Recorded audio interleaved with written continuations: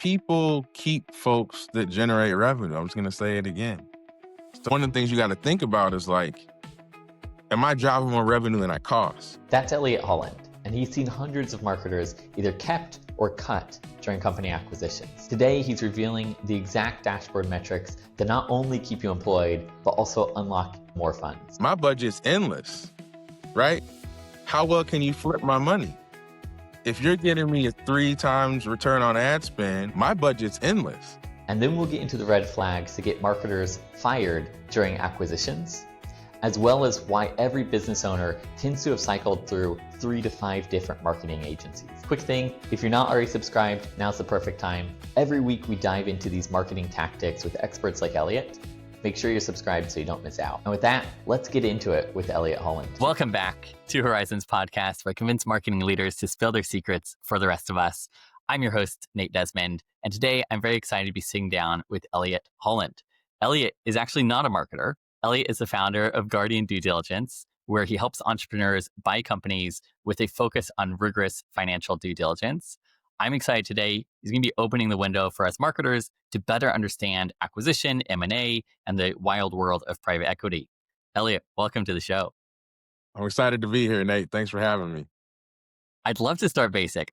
What exactly is quality of earnings, and why should a CMO care about this? Sure. So whether you are part of a company that is being acquired or you are involved in M&A and maybe you're buying another company or something of that sort, what equality of earnings is a mini audit specifically for buyers of businesses to get a sort of validation of their financials before you purchase a business. And so as a CMO, why that should matter to you is all the data that goes into marketing, all of the lead gen, all of the funnels, all of the customer journeys, all those kind of things drive sustainability of revenue, which is one of the big things that I look at when I'm doing financial due diligence. And so the more that you can have those things organized, ready to go, very clear cut, even talking about the decisions you made to go left or right in your marketing journey, all those things will help your company do better in a quality of earnings or a sale process. And then being able to pick through somebody else's stuff to make sure that it's valid would be good if you're trying to buy somebody else's. So that's why a CMO should care. And when you're looking at a company's quality or earnings, is this more often just seeing if they built a solid business or not? Or is it trying to catch actual fraud that they may be trying to sneak in? So if you're doing it correctly, it's both. So let me break something down. So I started my career in private equity and we were doing like $100 million deals. When you're doing $100 million deals, the quality of earnings really just stays in the financial house. And then somebody else will be looking at sales and marketing from like an operational or a commercial perspective. But if you're doing a deal that's under $10 million, the people don't have the budgets for different teams, for different organizations. So Yeah. really, I think there's sort of normal quality earnings providers that still stay in the financial stack. And one of the things that's different about the work that I do is I do a more comprehensive due diligence. And that does involve how does the sales and marketing contribute to sustainable revenue? How long have the leaders in sales and marketing been there? How creative are they relative to other people in their market? Have they taken advantage of AI in their process? And so all those kind of things come up during an analysis of financial due diligence, because here's the reality, Nate. Without marketing, there's no sales. Without sales, there's no revenue. Without revenue, nobody gets paid and everybody goes home. Yeah. And I've heard one of the big red flags that can come up is concentration of revenue, where you have maybe one huge client that's 50% of your sales. If they leave, the company collapses. What would be the Yes. other sorts of red flags you're looking at when you look at quality of earnings? Huge customer churn. So in companies that really should be able to keep customers for multiple periods of time, whether it's months or years, if you see a lot of churn, that would be it. Unpredictability of the sales and marketing funnel. So what a lot of sellers will tell us is like, oh, well, it's word of mouth and referral. And, we do some marketing stuff, but it's not that big of a deal. You Google them and all of a sudden you see Google ads. You go on LinkedIn, you see content and you're like, well, no, you're doing stuff. But if the stuff that you're doing isn't tracked anywhere to show me how activity generates leads convert to business converts to sustainable customers, all those things are red flags. And then additionally, how involved marketing is in the whole business. And you can see a scenario where you could see a heavy involvement or a light involvement depending on the business strategy. But what you don't want to see is like a very sort of marketing focused business with very loose marketing connection to the CEO seat. So it's essentially trying to understand, if we dial up the marketing lever, first of all, what does that mean? And secondly, do we know that it will drive a predictable result in more revenue? Yes. The other thing that's important is, what have you tried that didn't work so that me as a buyer, I don't need to try that ever again? That is a very important thing. I want to go back to what you mentioned about churn, because obviously this is the exciting stuff. Everyone wants to know, like, am I good? Am I not good? I'm sure it varies very widely by industry. What are the benchmarks you would point people to for a good churn rate or a bad churn rate? So let's separate monthly recurring revenue businesses from a lot of the businesses that I deal with. They're home services. They're really popular right now from an acquisition standpoint. Yes. So from monthly churn, anything you're charging per month, if you have to sort of redo half of your customers in a year, like, that's gonna be very frustrating for somebody buying it because it feels more like a hustle than a recurring Yeah. revenue business. And sort of if you're churning 8% per month, that's 100% per year, and that's way too much, right? And even if you're at Yeah. 4% per month, that's still too much. So if you're in a monthly recurring revenue business, the standards are very high. If you're doing marketing, talk about like a plumbing company, an HVAC company, these boring businesses that everybody's going to acquire, what you're probably looking at then is, and how we analyze it is sort of how many customers have been here 3 years, how many customers have been here 2 years, how many customers have been here just a year. And if your list of just a year customers is like 80%, it defines a churn rate that you're kind of saying, you're not keeping people. But here's the Yeah. interesting thing there. We'll dig into marketing and sales to find it, right?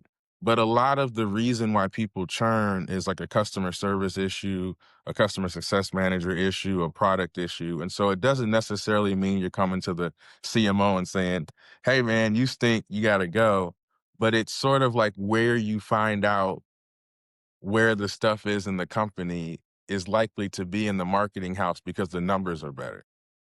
And how would you decide which problems you want to buy and which problems you do not want to buy? Like, for instance, as you mentioned this, if it's a customer service issue, I feel like to me that sounds more addressable. If it's a product issue, then maybe I'm not sure I can solve that. Yep. I think from a buyer's perspective, you're gonna deal with issues you know how to solve. And that's just a higher level of what you just said. You're like, customer service stuff, I can work on that. I can contribute towards that. I've seen that get fixed before. I would take on that risk. Product risk, maybe I'm not a coder. I've seen how bad products just go down the toilet over time. So I don't want to deal with that risk. I think as buyers, particularly as I think the ecosystem of buyers gets bigger and bigger, I even service probably 10% of my business buyers come from a marketing background. So it's not even the See. finance bros and sisters all the time.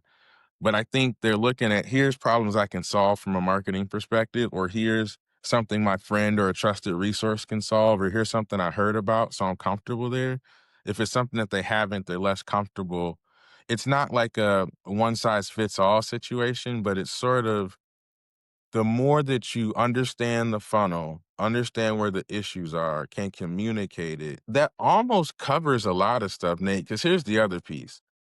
If I talk to somebody in marketing, like, hey, we're terrible at Google Ads, but we crush at content and we have some really strong referral partnerships, and you just tell me that in the first 5 minutes of a meeting, I'm going to say they know what's wrong, they can articulate it, they can show it. I'm actually okay with that issue because even though I don't know Google Ads, I know there's thousands of companies that do it well. And once I find one, I'll be good.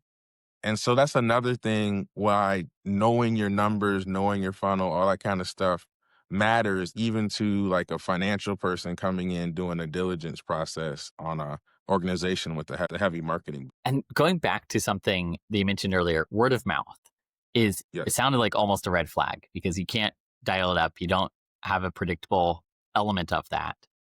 And yet, if you are a marketer, like that's the ideal thing. You want word of mouth because it means you have a good product. It's growing naturally. How do you understand those two things in parallel? So I'm going to focus what I'm saying on companies under 10 million, but I think it's relevant for companies even up to $100 million of revenue. but I just want to kind of set the stage so people don't call me crazy after they hear what I say. So I think word of mouth is a function of great marketing and customer service over long periods of time. And so once again, what I'm going to poke on first from a diligence perspective is what is the marketing stack that you have, the predictability of it, and then how do you record word of mouth, right? Because for instance, if someone were to buy my business and I told them word of mouth and they were like, "Oh, sure, Elliot, whatever." Oh, well, here's 20 emails in the past 6 months of people that want to do business with me that didn't come through a form or a social media, anything, have no attribution anywhere. And so, yeah, that's half of my customers. So I can show it, but I can Yeah. also show you my marketing stack that drove a lot of those customer initial contacts that gets the word of mouth going. So I think it's almost like a brass tacks, let's get real folks kind of moment.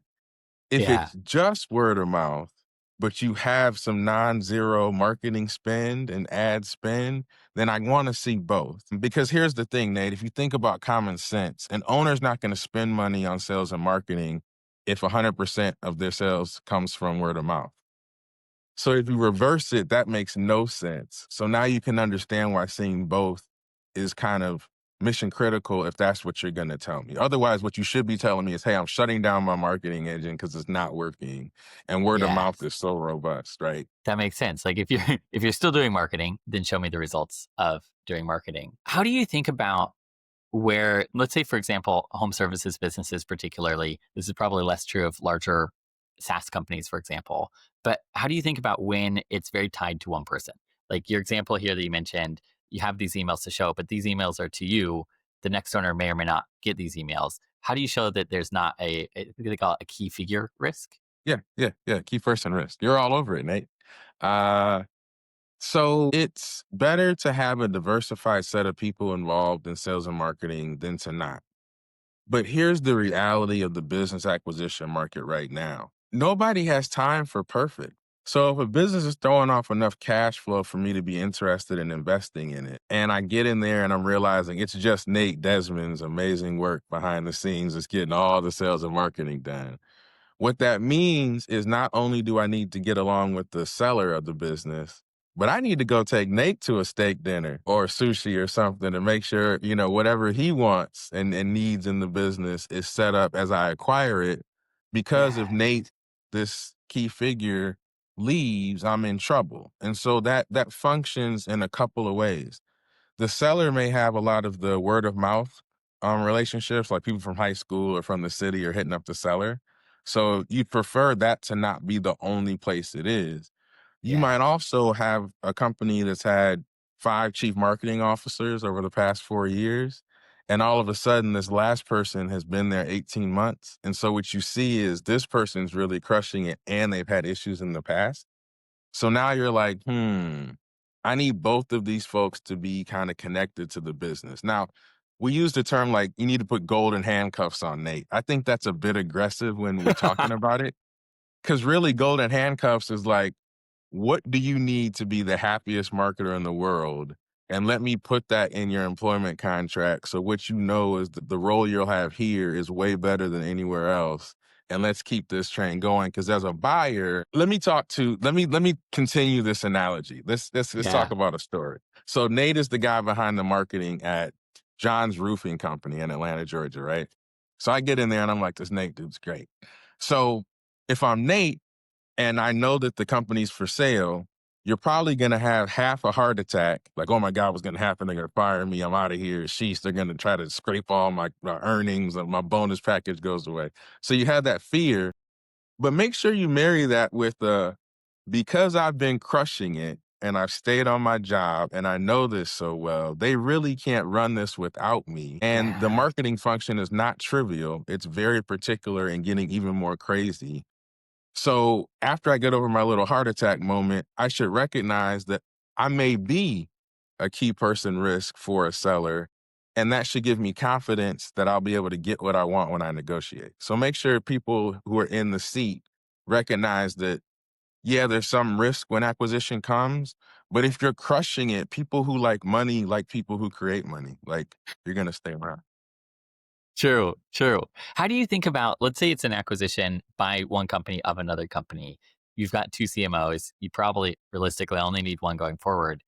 How should either of the acquired or acquiring CMOs think about integrating their marketing strategies, their marketing people, the teams, etc.? So I think about that in two ways. So, well, three ways. I think the first thing you have to determine is sort of, is this person trying to drive new revenue growth or trying to cut costs, right? Ooh, Because there's yes. different environments. So think about somebody who is running a email platform like Unbounce or something, and they were to Yeah, get bought. And we know that over time that's going to get disaggregated, and probably the person buying that's going to want to cut out costs. So yeah, that's one situation. If you're doing AI marketing programs and agents, and if somebody buying that is looking to grow. So there's two scenarios you got to sort of figure out where you are. Then you got to figure out, am I the better marketer? Because if you're honest with yourself, like let's say I'm going up against Nate, your whole life's been marketing. I do okay in this accounting space that doesn't have really great marketers, right? And I say it to the guys' faces. This isn't dissing anyone. So if I'm going up against Nate, I'm gonna lose. So I should actually play nice with Nate and see if there's some things that he doesn't like doing, hasn't with done well, that I actually have a way for, if his bonus structure is based on sales and revenue, and I actually have a great funnel on how we can create sales and revenue that will increase his bonus. If I speak in that language, I may be CMO too, but I may keep my job. And in a growth oriented company, that's a great outcome relative to having to go throw yourself into something new. yeah, The third piece, I think, is people keep folks that generate revenue. I'm just going to say it again. So, yeah, like, if you know the acquired company has it, or the parent company has a CMO, and you're coming in a inquired company and trying to figure out what's going on, one of the things you got to think about is like, am I driving more revenue than I cost? Right? yeah, Because if so, what I should walk into every meeting saying is I generate 70% more revenue than I cost. Now let's continue the meeting, right? yes. So And me and that's my just, organization pay for itself. yes. And that's just a powerful thing, whether you're being acquired or not. It's a great thing to know and understand. Are you generating revenue? And marketing should be a revenue generating center. But I think far too often it's viewed as a cost center, which is not where it should be. And I think, unfortunately, when you're in that setting, it's time to go find a new place to work. Because if Yeah. you walk into meetings and you're generating, 1.7 or 2 or 3 times what you cost, and people aren't treating you like Michael Jordan in that shop, go find some place that loves on people that create more revenue than they cost. Facts, facts. Okay, I want to zoom out a bit here. For people who have not been through an acquisition, it's a bit of a unknown. What does a normal acquisition timeline look like? And what would be the role of the marketing team at various points in that? So for deals under $10 million, most people are using an SBA 7A loan product.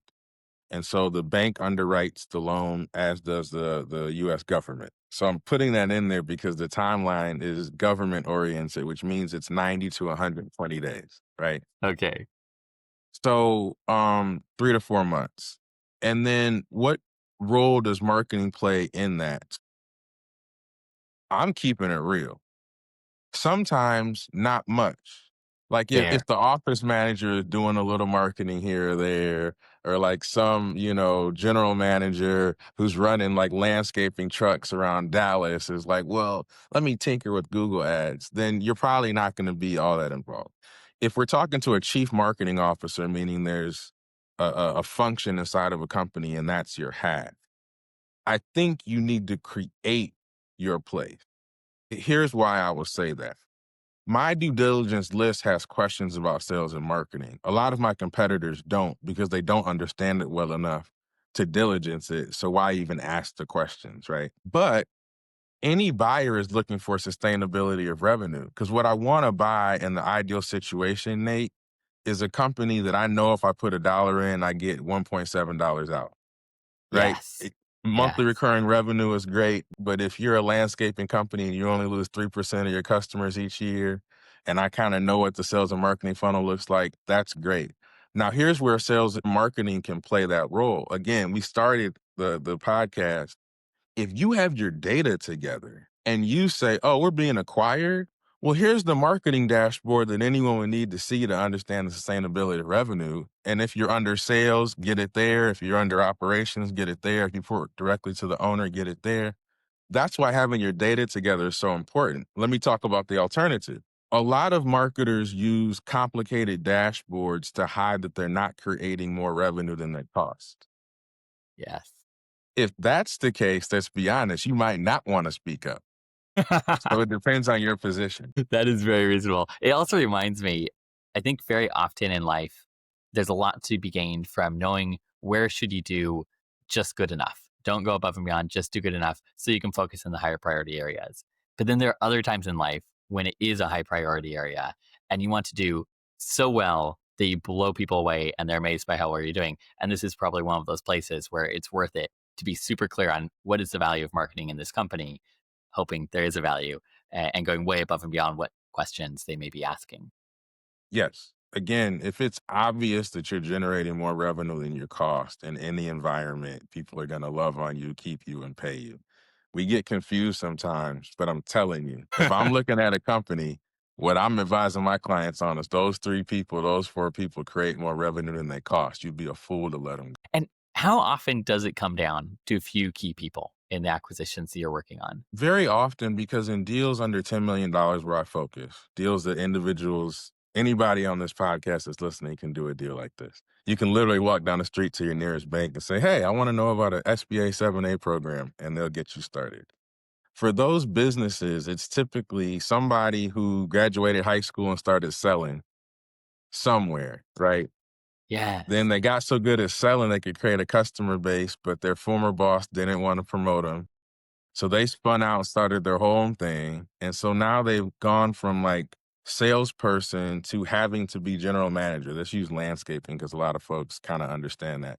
So now they're a general manager of a landscaping crew, and now they're trying to offboard sales to somebody else. And then you fast forward 10, 20 years when I'm doing diligence on these companies, they likely have an owner that sets the direction and knows kind of where all the bodies are buried in like the DNA of the company.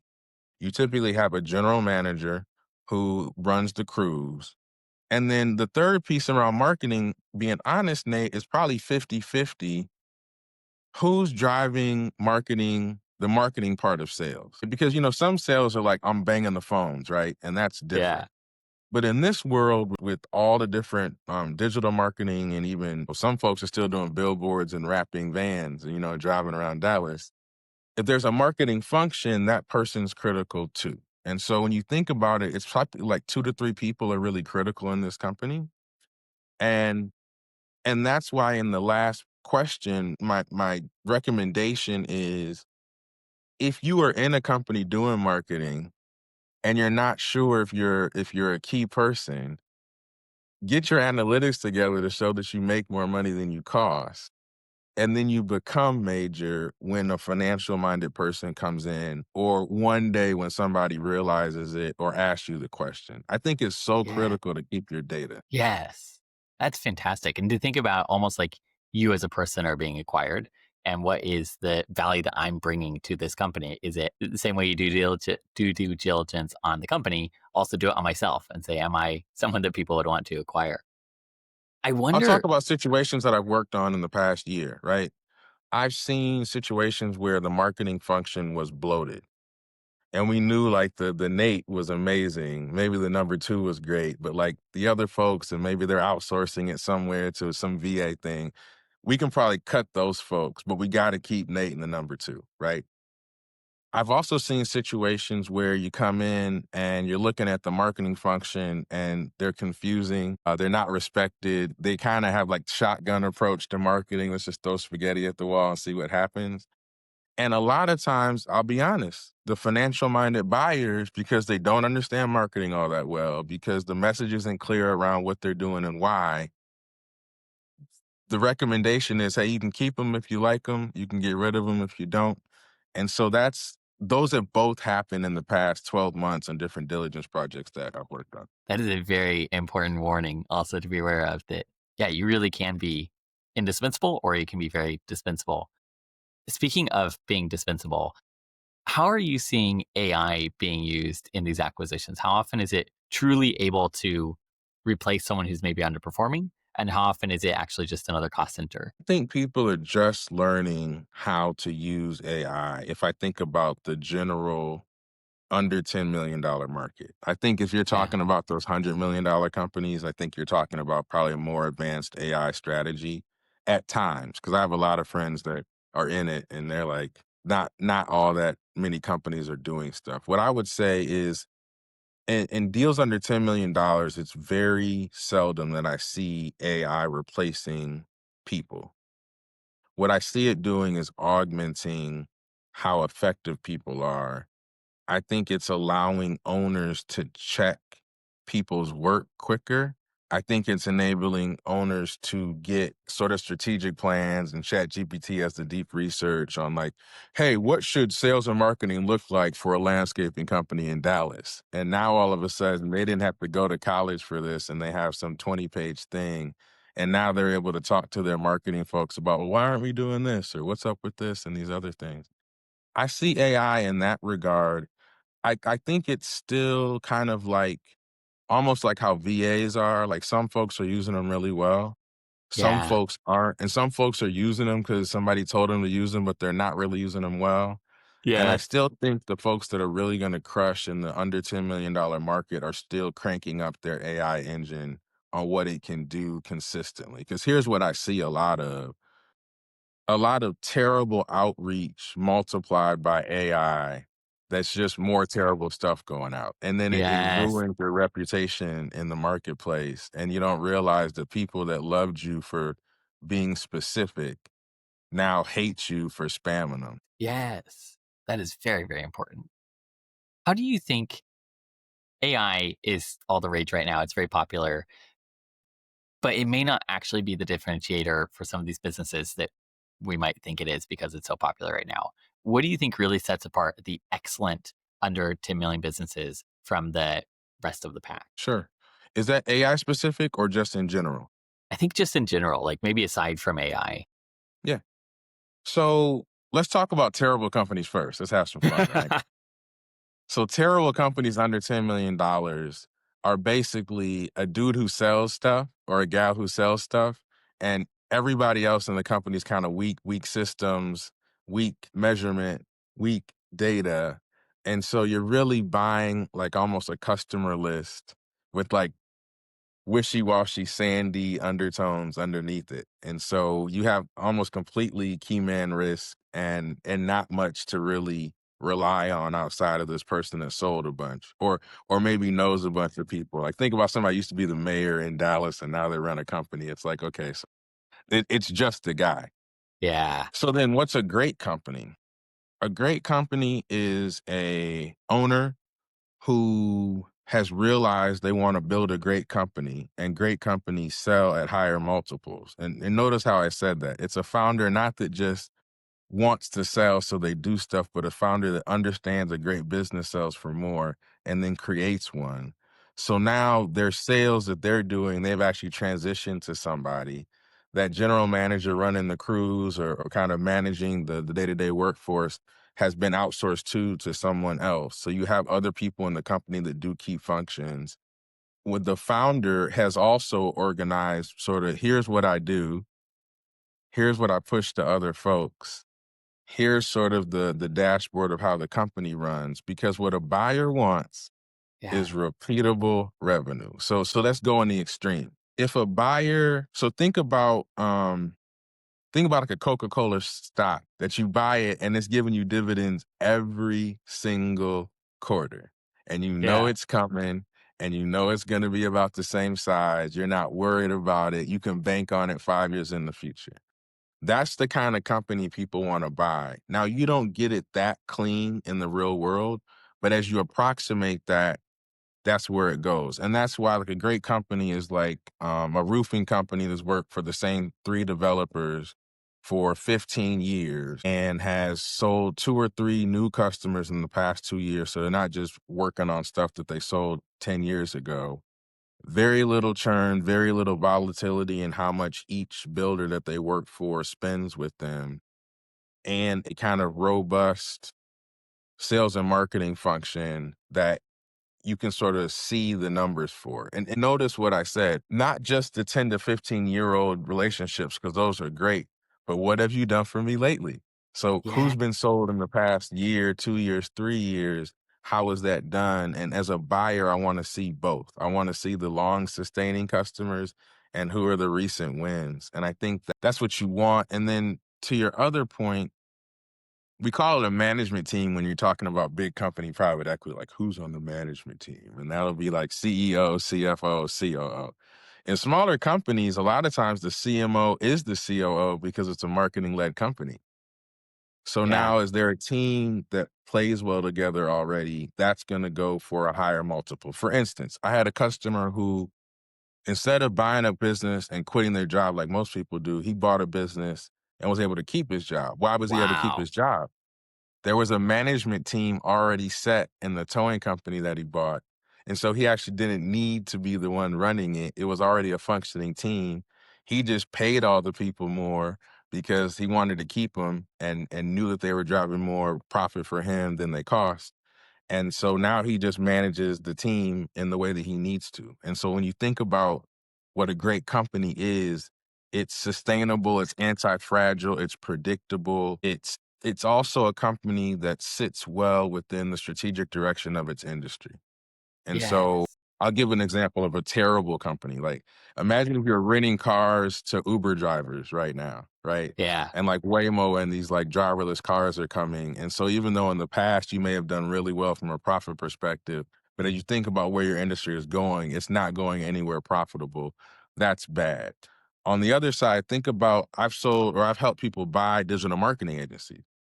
So Interesting. think about a digital marketing agency that's got repeat customers, it's got very low churn, that has an AI department or an AI project, right? Or set of projects. And even though it's probably break even in the past 6 months, the Yeah. fact that they have it and that's smart in that industry, you're going to pay more for that business than one who's like, yeah, we tried that AI stuff back in January, it didn't work and we stopped. Yes. Yes. Because they're leaning into the future. It brings up the future. Like you said with Coca Cola, you know it's going to be there in 5 years. That helps you to think, hopefully, even more is going to be.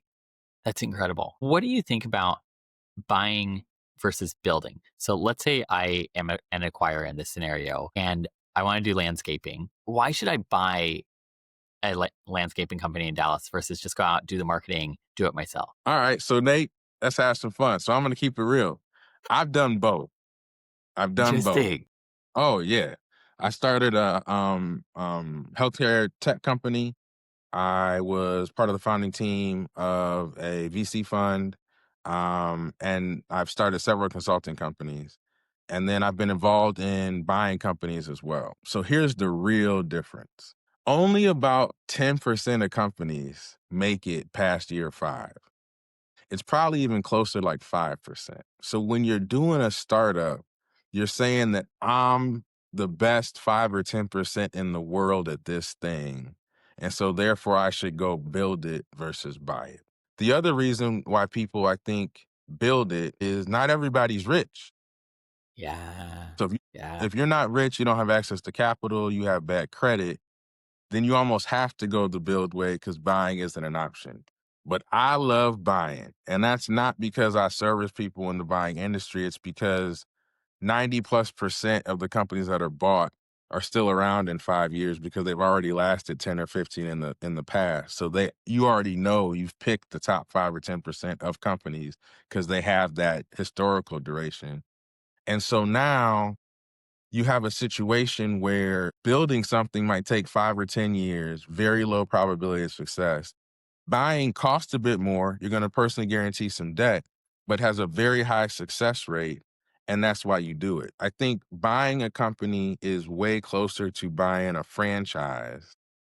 Smart. Building is way more like, tech startup land in San Francisco. And what you see in tech startup lands, people have been a part of 6 different startups because none of them work. In business buying land, 90% of the people are still in the company, the first company they bought. That's kind of the difference. Did I answer your question? Oh, that's a wonderful answer to the question.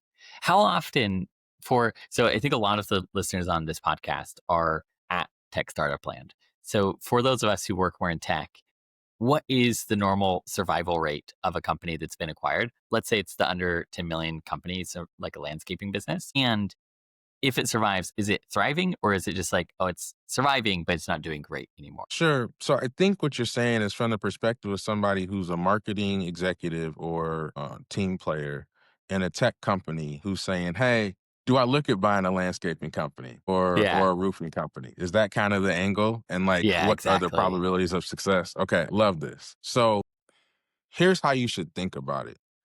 And here's why, and marketers love numbers, so let's go there. Go look at the default rates on the SBA 7A loan product. They are about 5%. What does that mean? That means 95% of people who use this loan product, and that's basically the only product that's available for deals under $10 million. 95% of them are successful, meaning they pay off their debt, right? And that's going to take 5+ years. So what that means is 5+ years after they bought the Still business was going. able to service the debt.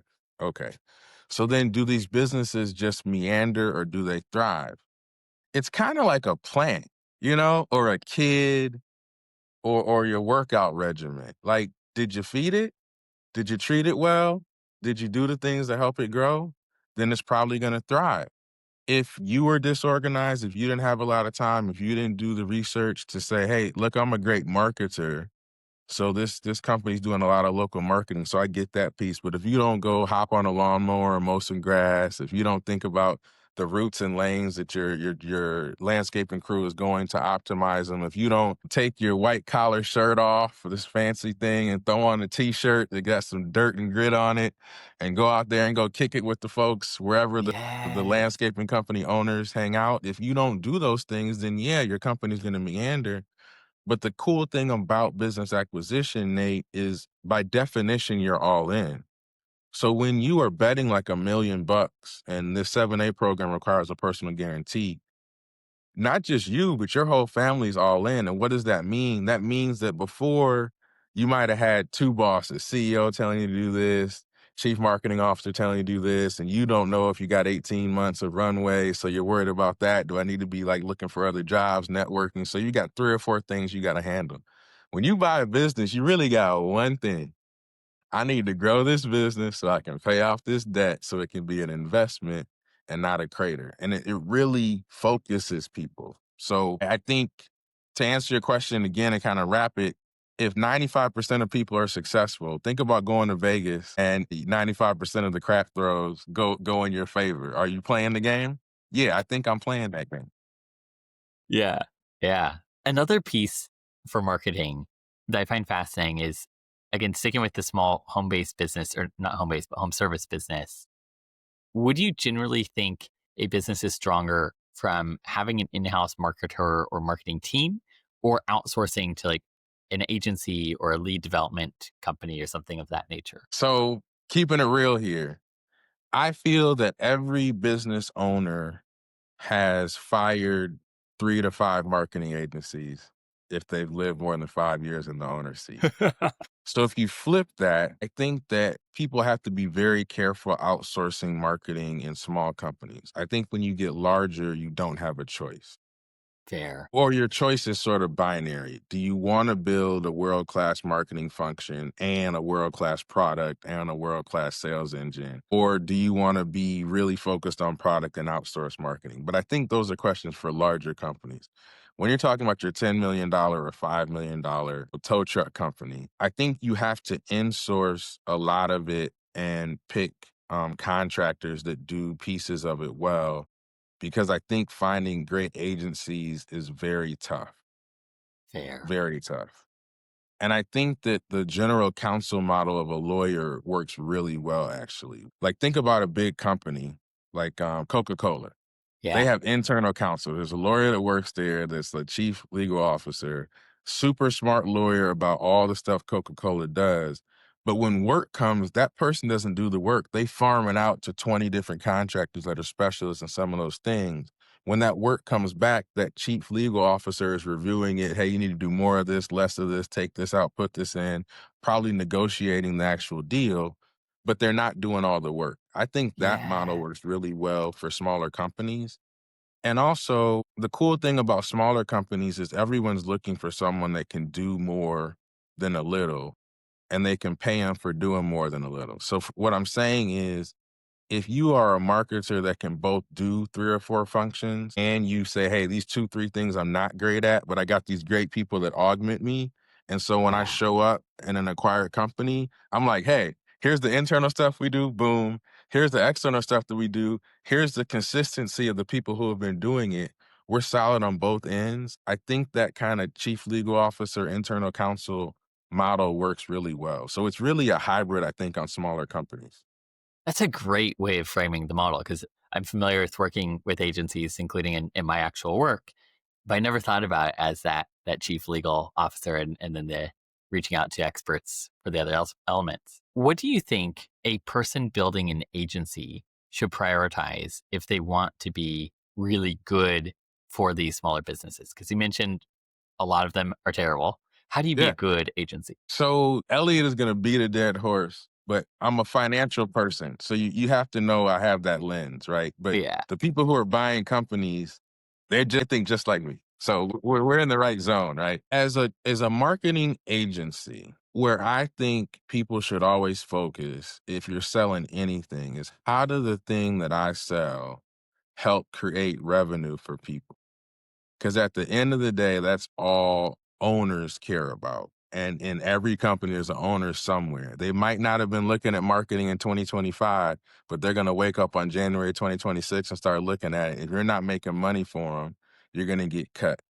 So I think the first thing to focus on is how do I make money for my clients? How do I delight my clients? How do I get people so excited to pay me? And I think one of the concepts that I think misses the mark the most as a financial person who's probably had 6 or 7 agencies and 20 different contractors in the past 6 years. So I'm definitely pushing the limits. My thing is people have in their onboarding, like, what's your budget for marketing, right? Nate, my budget's endless, right? How well Yeah. can you flip my money? If you're getting me a 3 times return on ad spend, or if your content marketing program is so great that it's going to 2.5 whatever I pay you, and that's on average, so maybe it's a little lower, a little higher, my budget's endless. So the question I have for you as the digital agency is how much are you willing to bet on the outcome that I'm purchasing your services for? And so when people miss that, I'm like, okay, so you're not even considering how my revenue is going to benefit from your programs. So I darn sure am not talking to you in any kind of serious way because you're demonstrating that you're going to be equally as likely to just confuse me and bring all these new resources on and 30-page dashboard me and not deliver revenue. So I think the beginning, it's like find 2 or 3 customers, blow their revenue out of the world, get them to say testimonies so other people know what's up, and speak to owners. And even I think smart and savvy chief marketing officers, which actually you're selling to. Again, I think when you bring in that, hey, I make $2 for every dollar you give me, like those are short meetings, Nate, really short. Yeah. How do you think? So, going back to what you mentioned earlier, of marketing is not always a value to the business, but sometimes is. What do you think are the things that a seller most often says, "Hey, here's this marketing asset," and the buyer is like, "Actually, no, that's not an asset." What are the most common misconceptions there? Marketing has it tough. And man, I listen to a lot of marketing podcasts because it's a big part of my business. And I think where we come in and say the seller believes marketing is great and they're not is very quickly from a financial diligence perspective. I'm going to look at all the labor and all of the ad dollars and all of the everything that went into marketing, and I'm going to say, okay, what percentage or what portion of sales was sort of marketing driven? And I'm going to take one over the other. And if it's point 0.9, get the heck out of here. If it's 1.5, who are these folks? I want to keep them going, right? And so I think when marketing is not an asset, it doesn't create more revenue than it costs, which goes back to my initial thing is if you're able to capture it communicated from a financial minded person, and acquirers are going to be that, you the safest person in the company because I know that you make more than you cost. Simple. And I think a lot of times what happens is owners aren't savvy around marketing, but they spent the money. So when you spend the money, you want to say the organization's good, right? Right? Because like if Yeah. it's not Nate, it's John who would suck, right? So John sucks at marketing, but he gets a job somewhere in a company earning 10 million bucks, and he's terrible, but he says good words, listens to the podcast, you know, he can have a conversation. So the owner's like, my guy John is great. He does all the marketing. Look at these signs and billboards and this Google ads that pop up when people search. And what happens is somebody evaluating that says, okay, is the owner crazy because they like John and John's wasting money? Or, oh no, it's probably that the owner's not marketing savvy enough to realize John sucks. And so we don't necessarily need to make that a big deal during the acquisition, Yeah. but John's organization's going as soon as somebody new buys it, right? And so that's how you know, that's what happens. And that's kind of how things occur. I think one of the things I think about a lot is the person sitting in a marketing organization that's not making money. And are they working on making money, or are they hoping that nobody figures it out? Yes. Yes. Which, to your earlier point, if they know it's a problem and they're working on it, that's much better than if they don't even know. And it seems like a lot of this stuff you're discussing comes down to systems, because that's something you can hand over to the new owner. And that's so much better than if I had to build the system from scratch. What are the key systems for a marketer to develop that are really going to be quite valuable to the new owner? So it varies a bit on industry. So you guys give me a little bit of grace here. I'm thinking about a home service business primarily because a lot of people buy those. But Yeah. it's not all that different for a digital marketing agency or a software company, truly. So I think we're kind of touching all of them. So for most people, there should be some type of CRM, customer relationship management software, that connects the activity of leads and customers over periods of time, conversion ratios, and all of that. So that's one system that's really important.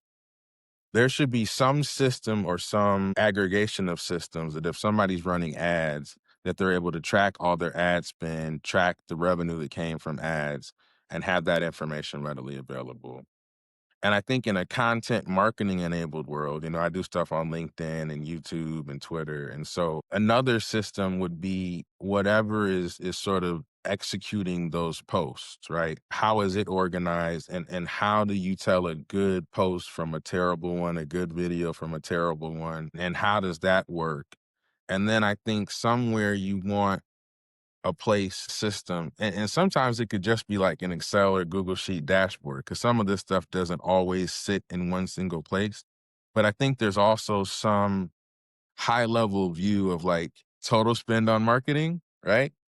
Total return on marketing spend, and maybe one or two other metrics that are really important for folks. And I think those are the key systems. Now, let me keep it real for folks who are in smaller organizations. You ain't gonna have all that. So you get as close as you can. Like, we're humans, right? So nobody expects like a $10 million business to have the same marketing stack as like Coca-Cola or Home Depot. Like, Yes. no. It's just, again, for the person with X budget, have they done well with it, right? Are they organized enough to tell me what they've done? And are they pushing to be better tomorrow than they were today? So I think it's like the ideal state is like all those systems I talked about. But um still crushing it state is, hey, my budget was 75 grand, including my salary. So yeah, with that, this is what I did. Love how it's so complicated doing this sort of due diligence. And yet you keep bringing us back to the simple thing of, are you bringing in more money than you're spending? And it really is that simple. Getting there is not simple. Attribution Getting and there all is this not other simple. nonsense. Yes. But that is it brings a lot of clarity to know that's what I'm aiming for. And Nate, I'm going to keep it real. I'm working on my dashboard right now. Right now. My whiteboards in my office have sort of a new going forward dashboard that's more centered on marketing as I've done in the past 6 months relative to how I did it last year. And so I'm in the middle of it right now. And this is something I've had to redo probably every year for the past 6 years. So I'm eating my own gumbo. I'm telling you what I think is best, and then I'm doing it in my businesses. I love it. And it reminds me of the fact that so much of this stuff is root cause analysis, problem solving. As I was researching you, one thing that stood out was years and years ago, you were an engineer at General Motors and you saved them $200,000 through, I believe, re engineering some of the doors on production vehicles. How did you find that savings opportunity? Walk us through the steps you took. Sure. So one of the cool things, two cool things about engineering is one, we're all about efficiency. The second thing that's really cool is we're really systems oriented, which I think relates to marketing really well, which is why I brought it up. So what you know when you're an engineer in a plant, and I was at the General Motors plant that used to make minivans outside of Georgia. They shut the plant outside of Atlanta. They shut the plant down, but it's a shopping mall now. So you know how many cars come off the manufacturing line every year. You also know the cost of every part and every piece of labor in the section of the manufacturing plant that you're usually over. So, like some plant manager has all systems, but most beginning engineers, we have one system. So, my system was getting that sliding door right. So that when your wife, your girlfriend, your mom, your aunt, when they close that door, that it's equidistant on both sides, clean and slides well. And what was happening is to deliver that, the labor was taking too long because people were just doing different things every single time, not doing the same things and not recording what they had done. And so by sitting there for a week and watching what everybody did, seeing what was successful, seeing what was a waste of time, the way that I saved the money was just going to the plant manager and saying, hey, look, some of this labor that they're using on kind of getting this sliding door right isn't helping at all. And then the most successful things that they're doing are 1, 2, and 3. These should be the regimented things that everybody tries first. These other things are a waste of time. People should not do it. So people were using less time working on the sliding glass door and could work on other value added things on the van. And so once again, very small changes in very big systems can generate huge savings, and that kind of little stuff matters, right? Like, why are you looking at the distance of the sliding glass door or the sliding door from the two edges of the van? It's like, because if people get the van and the freaking back end of that sliding door is always hitting, then, 6 months of minivans may get recalled. And that's the other Yes. risk of sort of not keeping your eye on small things, is that small things can evolve and create big things if you're not constantly on it. And it's interesting you mentioned how that was your thing, and the plant manager had a whole bunch of things they had to think about. They couldn't go as deep into that one. How do you think a CMO or a business acquirer should think about delegation in the context of A, it's really important. This could cause a recall if it goes wrong. But B, I don't have time to get into all of the details. That's a great question. And I've been actually talking about this a lot recently. I think it's trust. So let's think about a scenario as opposed to just generalizing it. Let's say I'm the plant manager. Actually, no, I can talk about my business. So I Go hired a ahead. new chief marketing officer, right? And because my old one was just, I think they were building an agency as opposed to being a really good contractor in a couple of things. And so I think their agency was going away from what I needed. So I hired a new chief marketing officer, and I legitimately had this conversation the other week. I was like, chief marketing officer, when I give you something, I know it gets done. So I have my list of things that I've talked to you about, and I know they're going to get done and they're going to get done efficiently. And so I can actually go to sleep on those things. And I love having you around because of that. There's some people on our squad that we need to get to that level of efficacy. But since I have it with you, our future working together will be long. And I think if you consider that plant manager role, what they're looking for is, who can I trust that when I give something, they finish it? Yes. And Yes. once I get to that, I don't have to watch the individual systems because I gave that tire issue to Nate. Now, whether it's complex or easy, what I know is Nate's gonna solve it. Now, maybe 5% of the time he can't, but he's gonna be honest and say, hey, I tried these Yes. 17 things, couldn't figure it out.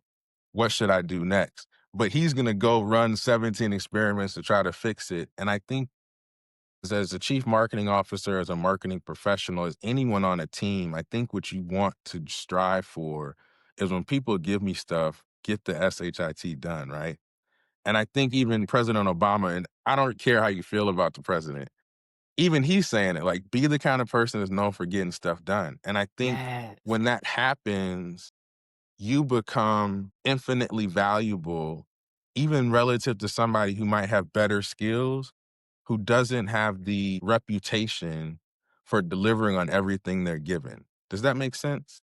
Does. That does. And it's interesting when you look at what you were saying earlier about be a person who drives more revenue than you cost, but also be the person that you can know, I give this to them, they get it done. Both of those are really, really crucial.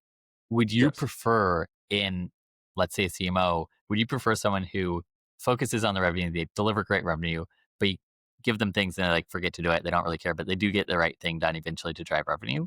Or a person who maybe isn't as reliable at driving revenue, but you can tell them to do something, they will definitely do it. The first one is better. Interesting, but very hard to work with. Man, so one of the greatest experiences I had was I worked at a company called Workday Software. So they compete with like SAP and Oracle for like back office HR software for a lot of companies, right? And I was building business cases for the sales force. So we were selling a premium price products. When you go into the HR office, you're like, hey, you're going to spend 70% more than what you spent on SAP, but we're going to get you 3x in these different value levers. And I would do the business case to help Oh, nice. the HR office go speak to the CFO and the management team and the board about buying this more expensive software. But what I loved is I sat in the quarterly business review meetings, and I love these things as an engineer. I freaking loved them. So you go into these meetings and everybody had a number for the quarter. So the people who hit their number went first, and they're partying. They got chill clothes on, shorts, flip flops. Like, yeah, I hit my number 4 weeks ago. I'm on track next month to hit my number for the next quarter. Here's all the cool things I did. Boom. It's like almost like just give everybody cake. Wasn't even a discussion, just a formality. And then the people who didn't hit their number, it was a proctological exam. How many calls did you make? How many visits did you make? How many assets did you share? How many proposals did you send? How many demos did you do? Why didn't you go see this customer? Why are your numbers like this? And so it was terrible. And as a professional, you hate dealing with that. And so the next quarter, the people who won, it was super simple. And if you missed 2 quarters on your sales number, you knew to go get another job, Interesting. which I love. So let's go back to the chief marketing officer thing. Would I rather somebody who gets stuff done or somebody who drives revenue? When you drive revenue, I don't care, right? I'm only caring when you don't drive revenue. That's when I I want to love get that. into your actions, right? Yes. Because frankly, what a person who delivers on revenue that might not have 100% efficacy at getting everything done, what they've done is prioritize the stuff that I care about. Yes. True. True. And that's way better. So what you actually want is both, but I love the tension you created. If it's one or the other, drive me the revenue. Would be cool. No problem.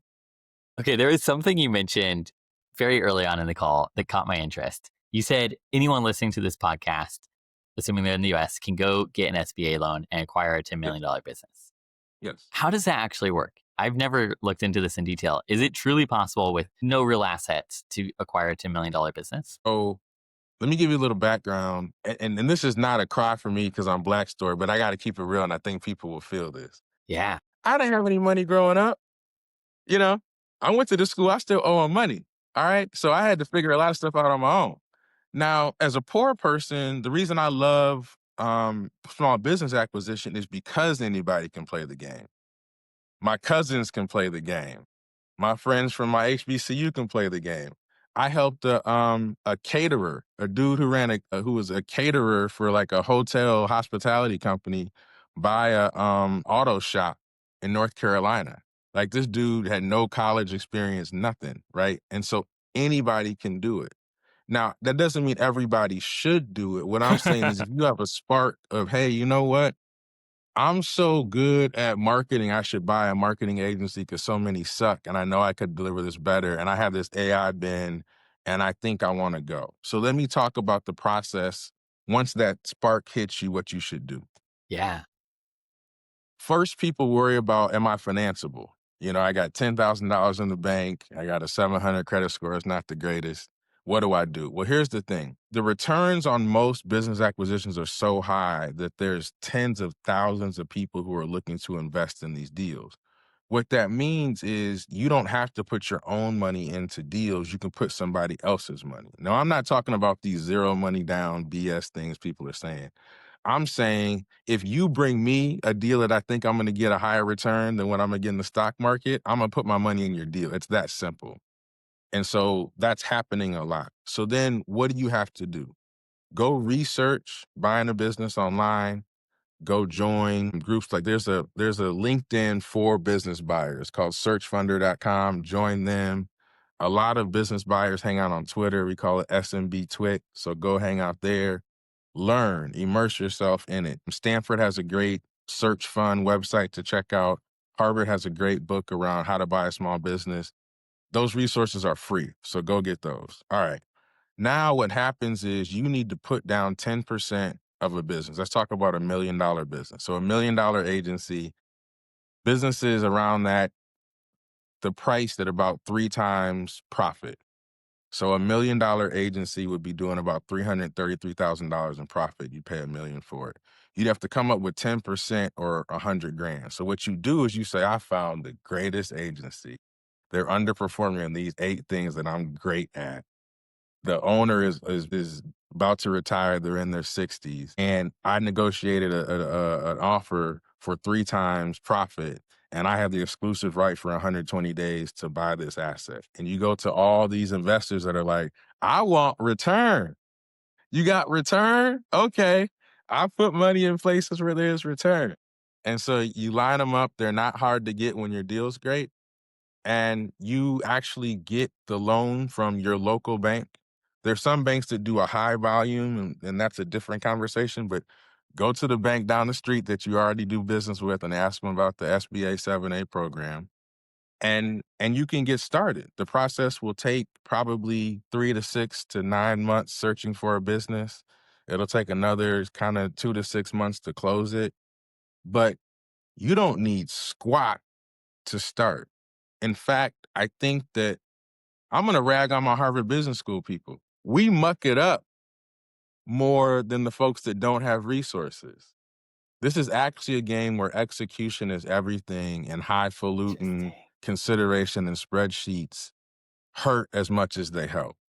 And so it excites me because a lot of my clients don't come from squat, don't have squat, but they have a desire, a dream. They're entrepreneurial in the fact that they want to command resources in excess of what they control today, and they're willing to take on risks to get it. And that's what gets me up in the morning. So I'll put it this way. Even my clients that get in my behind sometimes, I miss things. I'm human, right? I have so much respect for them because they're trying to go say, hey, I want to go from a 6-figure job or a 5-figure job to $1 million in asset, and I'm willing to take on risks to do it. That is a person by definition to be respected in my books. Yeah. Anybody can do this. I That's helped a incredible. 25-year-old buy a auto parts company in New York a couple years back. I mean, I was talking to a 65-year-old client yesterday. I mean, it's So good. And I remember on your LinkedIn again, you had an interesting quote from a company you worked at years ago where you looked at, I believe it was 5,000 different deals and ended up having 2 acquisitions. Is that a normal ratio, or is that maybe more for the above $10 million type of acquisition? 5,000 to do 2 deals is if you are spraying and praying. If you want to go find a business to buy that's not for sale yet, you're going to send 5,000 emails, 5,000 pieces of mail. You're going to go to enough conferences to meet 5,000 people. And as you aggregate all that stuff, you're going to have about 5,000 touches. It's almost Fair. like impressions to a marketer. 5,000 impressions to business owners comes down to 2 closed deals, which I think you guys will feel that. But Yeah. if you are going for what most people do, is there are business brokers just like there's real estate brokers. So if you're going to places where there's a brokered deal, where there's a business broker in place, the numbers are different. You're going to look at about 100 deals to close one, plus or minus. Yeah. And so what's interesting is this is another reason why anybody can do it. You can just go to a place called Biz Buy Sell. It's like the McDonald's of businesses for sale. And there's hundreds of thousands of businesses for sale. You don't have to pay any money to get on the website. You don't have to pay any money to look at the deals. So you could be working at McDonald's and say, I'm going to go buy a business and go look at, 50 deals in the next month. And in 2 or 3 months, you could be on your way to closing $1 million transaction. It's amazing to me. And so what you have to realize is doing this is similar to, I'm gonna use a analogy people are gonna ooh and gasp, but I'm gonna bring it home. So I use relationship analogies, right? Because I feel like I can keep it clean. So the first person you dated, you thought was the greatest person in the world at that time. And now that you're probably 5 to 10 years past that, you realize you were so far off and you probably had another 20 to 40 experiences like that that you needed to get through to get to a place where, you know what? I think I like this person forever. It's very similar in looking at deals. You're going to fall in love with the first one. Just know there's unlikely to be the one, but you have to go through that process to temper your emotions, to refine your restrictions and constraints, to understand your risk appetite so that deal 40 or 50, you're cooking, right? Because after you've been dating for a while, you know very quickly, is this a person you want to spend more time with or not? The same thing with deals. It's just part of the process. So it's almost like, hey, how do I hurry up and get in front of 100 deals? And I think people, instead of thinking about it that way, they're like, oh my gosh, man, do I have to look at 100? And those people Yeah. never close. The ones who are like, I'm going to look at 20 tonight. Next week, I'm going to pick a night and look at 20 more. I'm getting after this. They almost walk blindly into success because they're just running at it with all kinds of energy. It matters more to them. That's the kind of businesses I like. Like for the people who don't have a whole lot, Yeah. getting to $1 million matters more to us. That's So we're huge. going to do more work. We're going to have more energy. We're going to go through more adversity. We're going to pull more resources because we're used to not being able to do stuff ourselves. So we're going to grab stuff from everywhere. And that excites me because there's people that went to Ivy League business schools that are probably worth $1 million already that I service.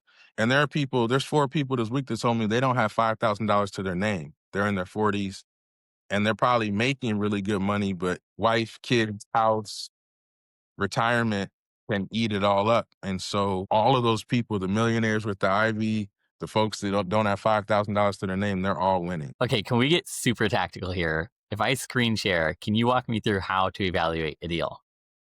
Yeah, absolutely. Okay, so I pulled up Biz Buy Sell. Let's take the first Awesome. one here. Street sweeper in Phoenix, Arizona. How would you look Yep. at this and decide whether this is worth considering or not at all? First off, Nate, if you ever want to buy a business, please come to me because this is the kind of energy that I wish more people had. Pull the gosh darn website up and let's look. So before I even do it on this deal, let me talk about what I believe and what I don't believe in these postings. Revenue off after 15 years of doing this, revenue is typically within 5% accurate, right? Profit is probably within 20 to 30% accurate. And the blurb here is probably directionally correct, but probably has a couple of fibs in it. So that's my mindset when I go into it. So then if you scroll up, the first thing I think about is this is a street sweeping business in Phoenix, you said, right? Yep. Yeah. So Phoenix is an amazing city, growing city. Scottsdale's right next to it. Those are major things for businesses like this because there's going to be more roads, less competition for servicing them. That's the first thing I'm thinking. The second thing I'm thinking, if you scroll up, I think I saw 899,000 or the other way, Wrong sorry. direction. So asking Yes. price is 899 and their gross revenue is 500,000 and their EBITDA is 220. So EBITDA is just profit. If you want a description of the difference between the two, email me, we'll go through. EBITDA is profit. So I'm looking at that and saying that's probably plus or minus 20 or 30%. So let's call that about 200,000. And what they want is 900,000. So it's 4.5 times. That's an expensive price for this business. So my next thought is, what would make a business this small worth this much? And it's going to go back to something I said earlier. How predictable are the revenues and the costs? And so Yeah. now I haven't even read a word on here outside of the type of business yet. I looked at the numbers. I told you how I kind of adjusted them. Boom. So now I'm going to read what they say. Serving 135 Phoenix Metro industrial, commercial, professional, medical, and retail properties. So they do retail properties across 54 customers. 54 customers is amazing. 25 year-over-year growth. Services blend includes parking lot, street sweeping, pressure washing, and they're showing the percentages. I believe that because you typically just export that from whatever system you're using, your CRM, for instance. Majority of customers are service third shift, so they're not having to deal with traffic. Yard in North Phoenix. Okay. So this is what you should do in this situation. This deal is priced more expensively than I think I would like. But as a person beginning their search, what I would say is you need to spend the time to look at this because you need to get your reps. So let's find out, does it have the revenue sustainability, the growth sustainability, and the future growth prospects that would actually justify this purchase price? Let me put my name into this contact form on the right-hand side. Let me capture the broker's information because I may need to import the form and email or call the broker. And what you want to do is say, hey, I'd like to look at this business in the optional message. And the broker will get back to you within a day or two with a non-disclosure agreement. And once you sign that, they'll give you a 3 to 30 page, much more detailed confidential information memorandum on the business. But that's how I'd evaluate this. So let me tell you, what could this look like where I would say, pass, get out of here, run. If I were to see $100,000 of profit or EBITDA and the same asking price, that dog doesn't hunt. Like, get out of here. If you saw 25% down year to date because of a Google Ads issue, that I've had 3 clients that happened to this year. No Wow. BS. I'd pass on that. And then what else would make me pass? If this was in a city that was losing people, so places like New York and San Francisco, people are moving out of them. So this services retail and the needs of retail customers. I would not want to be in a city that's shrinking. And then I would not want to be in a small city, or I'd want to be one of only few practitioners doing this if I was in a small city. So those are the kind of things that would get me to toss this out and not want to submit. That is so awesome. The one thing that stuck out to me, I'm curious your perspective. Relatively low EBITDA, 25% year on year growth.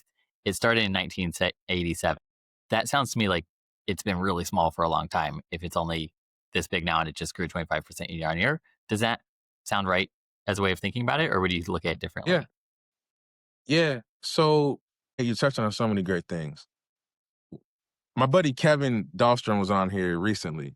Yes. And one of the things that he's really big on at SOMI is lifestyle planning in the context of your business. And so what if you were a person that didn't need a whole bunch of money? You live an hour outside of Phoenix, and all you needed to live was 220 grand. You got to spend more time with your family, your kids. You got to work on your golf game. You know, your tan's perfect. And so you might not have wanted to grow the business more than this because your lifestyle was sustained through this business, and that's all you needed. That's not a bad thing. In fact, one of the businesses I'm working with the client on now, it's a plumbing business that actually is down this year relative to last.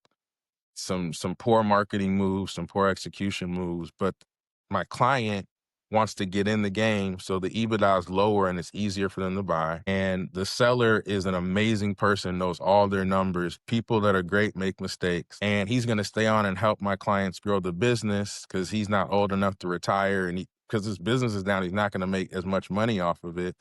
And so that's not necessarily a bad scenario. In fact, the thing that I would think about that is, what could I do with this business with fresh legs? There's probably a $30 million revenue street sweeping business in Phoenix. And why can't I compete with them and take some of their business if my goal is more cash flow oriented than the other person?